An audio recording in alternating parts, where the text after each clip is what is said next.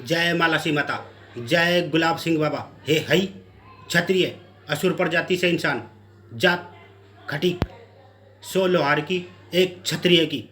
राजा दशरथ ने अपने अपने चारों बेटों को आश्रम में भेजा था। राम को, लक्ष्मण को, भरत को और शत्रुघ्न को। लक्ष्मण बोलता है मैं तो राजा की ड्रेस में जाऊंगा। आज जब रामायण तो देखी होगी आप लोगों ने रामायण देखी है ना। जब राजा दशरथ चारों को भेजता है तो लक्ष्मण बोलता है कि मैं तो राजा की ड्रेस में जाऊंगा। फिर राजा दशरथ बोलते हैं आश्रम में कोई छोटा बड़ा नहीं होता है। हाँ, आश्रम में कोई छोटा बड़ा नहीं होता है। आश्रम में हर बिरादरी का बच्चा पढ़ता है। हाँ, क्योंकि आश्रम में हर बिरादरी का बच्चा पढ़ता है। आश्रम में दलित भी पढ़ता है, आदिवासी भी पढ़ता है। श्री राम के साथ सारी बिरादरी पढ़ती थी। हाँ, आश्रम में श्री राम के साथ सारी बिरादरी पढ़ती, हर बिरादरी का आदमी पढ़ता था। और राजा दशरथ ने कहा था घर की ड्रेस में जाओगे तो छात्र थोड़ी दिखोगे। हाँ, अगर घर की ड्रेस में जाएंगे ना तो छात्र नहीं दिखेंगे। हाँ, राजा दिखेंगे, दूसरों के बच्चों को नीचा दिखाने वाले। हाँ, इसलिए स्कूल की ड्रेस में ही जाना चाहिए। टीका लगा लो, वो लगा लो, ये हमारा देश है। हाँ, टीका ईका ये सब लगा के जा सकते हो, लेकिन और कहा था कि इससे जातिवाद फैलता है। अगर घट की ड्रेस में जाएंगे तो दूसरे को बच्चों को नीचा दिखाएंगे, इससे जातिवाद फैलता है। और कहा था आश्रम दान से चलते हैं। जो बड़े बड़े आदमी होते हैं ना, जो दान देते हैं आश्रम, उनसे चलते हैं, जिससे कोई भी बिरादरी अपना हक ना जता सके। हाँ, कोई भी बिरादरी अपना हक ना जता सके, हर जो दान से चलते हैं। क्योंकि और स्कूल की ड्रेस में इससे जातिवाद फैलता है। लेकिन कई लोग पढ़ लिख के परशुराम और डॉक्टर अम्बेडकर से भी बड़े घमंडी हो जाते हैं। आप पढ़ लिख के अपने आप को नागरिकों का पालक समझने लगते हैं, कि जैसे सोचते हैं कि मैं हम नागरिकों के पालक है।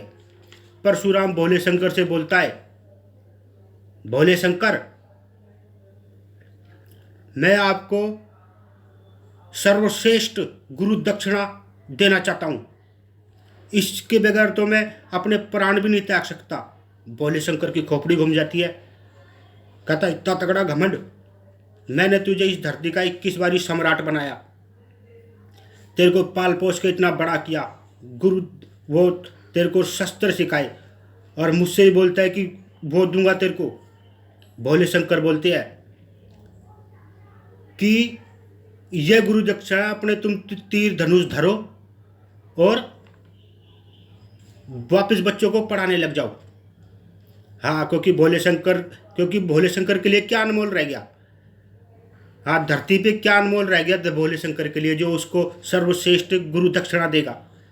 क्योंकि कुछ भोले शंकर ने उसे 21 बारी वो बनाया, और भोले शंकर को कह रहा सर्वश्रेष्ठ दूंगा।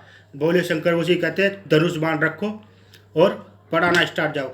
और डॉक्टर मठ वाले बोलते हैं कि भगवान इस धरती से हम तेरा नाम और निशान तक मिटा देंगे। हाँ, डॉक्टर अम्बेडकर बोलते, डॉक्टर अम्बेडकर हमारे देश का नेता है। हमारे देश का नेता है, उसने पढ़ाई लिखाई थोड़ी लिखी है, वो खुद बाहर से पढ़ के आया है। हाँ, वो खुद बाहर देश से पढ़ के आया। इनका कोई धर्म नहीं होता। आदिवासी की भी पहचान होती है, मैं अपनी जात का हूँ, मैं अपनी गोत का हूँ। इनका कोई धर्म नहीं होता, इनकी कोई पहचान नहीं है। हर धर्म में होते ये दलित होते ना, इनका काम होता है भगवान को कोसना, गाली देना। हर धर्म में होते हैं, इनकी कोई पहचान नहीं। किसान और किसान की देवी अन्नपूर्णा माता जो होती है ना, इनके लिए कोई मतलब नहीं रखती। हाँ, इनके लिए तो खाना ही भगवान है। ये हर धर्म में होते हैं और हर देश में होते हैं। ये लवारिस होते हैं, इनका कोई धर्म, आदिवासी की भी इनकी कोई पहचान नहीं होती। देखते नहीं कितने गंदा गंदा बोलते हैं भगवानों को, कहते भगवान तेरा इस धरती से नामो निशान तक मिटा दूंगा। और सुबह सुबह उठ के ना भगवान को प्रणाम करने से हमारे अंदर दया भावना जागती है और सभी प्राणी अच्छे लगने लगते हैं। श्री राम ने क्या कहा था, सुग्रीव भाई खुली छत के नीचे, हाँ खुली छत के नीचे सभी प्राणी एक है। हाँ, खुली छत के कई लोग बोलते हैं भगवान भगवान कुछ नहीं होता है। हाँ, एक दो जज है जो बोलते हैं भगवान भगवान कुछ नहीं होता है। हाँ, भगवान भगवान कुछ नहीं होता है। किसने देखा है भगवान को? हाँ, किसने देखा है भगवान को? भगवान एक कल्पना है। हाँ, भगवान एक कल्पना है।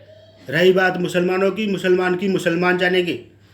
अगर भगवान एक कल्पना है ना, तो उसके दादा परदादा भी कल्पना है, क्योंकि किसने देखा है उनको? किसी ने नहीं देखा, कोई दादा परदादा नहीं है। किसी जादूगर ने जादू से पैदा कर दिया और लावारिसों की तरह घूम रहे हैं कि मैं कौन हूँ। हाँ, उनको किसी जादू, उनका कोई दादा परदादा नहीं है, लावारिस की औरत है। इनके भेजे में भेजा नहीं है, कापी किताबें घुस गई है। कापी किताबें इसलिए होती है कि मैं अपने देश का नाम रोशन करूं, अपने घर का नाम रोशन करूं, इस धरती का सबसे अमीर आदमी बन जाऊं, इसलिए होती है। उनका बहिष्कार करने के लिए नहीं होती है। हाँ, उनका बहिष्कार करने के लिए थोड़ी थी है कहीं पास लिख के। हाँ, इनके पास किताबी ज्ञान तो बहुत सारा है। हाँ, लेकिन आत्मज्ञान नहीं है। कई जज लोग, ये बड़े बड़े अफसर होते हैं ना, जैसे पुलिस का लगा लो, जजों का लगा लो, ये पढ़ लिख के अपने आप को नागरिकों पक्का पालिक समझते हैं। हाँ, ये जज लोग, 4 जज मिलके और कोई भी कानून बनाते हैं और पब्लिक पे थोप देते हैं। ये ले, पब्लिक भेड़ बकरी थोड़ी है, वो हमारे पालक थोड़ी है, नागरिक उनके पालक होते हैं। इन्होंने धर्मस्थल को कानून की दुकान बना दी है। किसी भी मुजरिम को पकड़ के लाते हैं और कुछ दिन बाद पैसे खा के छोड़ देते हैं। फिर वो जुर्म करेगा, फिर पैसे खा के छोड़ देगा, जिससे कानून की दुकान चलेगी। हाँ, इनकी तनख्वाह तो 25,000 की होती है, लेकिन कमेटी भी 25,000 की भरती है। ये बाकियों को लूट लूट के लाते हैं। किसी भी बीट ऑफिसर की, किसी की भी देख लेना, 25,000 की। नागरिक इनके पालक होते हैं। हाँ, ये कानून की दुकानें होती है। अच्छा, जय मुसाना भैरू।